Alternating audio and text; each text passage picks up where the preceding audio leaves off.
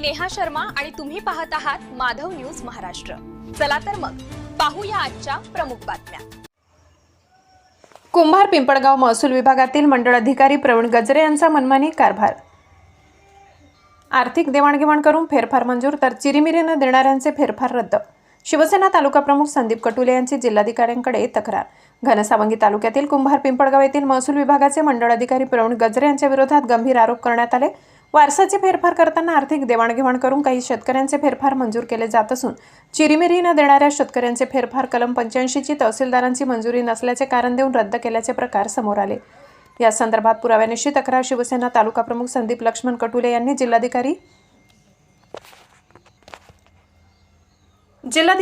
जालना यांच्याकडे दाखल केली। 30 ऑक्टोबर रोजी तहसीलदार घनसावंगी यांना दिलेल्या लेखी तक्रारीत संदीप कटुले यांनी म्हटले की कुंभार पिंपळगाव मंडळ अधिकारी प्रवीण गजरे यांनी मौजे गुंज शिवारातील गट क्रमांक 618 मधील फेर क्रमांक 1940 हा संबंधित शेतकऱ्याकडून आर्थिक देवाणघेवाण करून मंजूर केला। मात्र मौजे कुंभार पिंपळगाव शिवारातील गट क्रमांक 411 मधील फेर क्रमांक 4797 हा कलम 85 च्या आदेशाचा हवाला देत रद्द केला।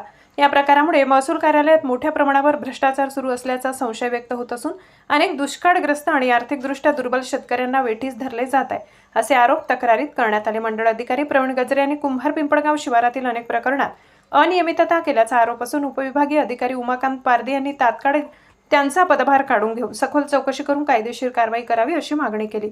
माधव न्यूज महाराष्ट्र संपादक सुरेश पोटे। इतकंच अशा आणखी महत्त्वाच्या बातम्या पाहण्यासाठी आमच्या सोबत जोडलेले रहा। आमचा व्हिडिओ लाईक, शेअर आणि चॅनल सबस्क्राइब करायला विसरू नका। धन्यवाद।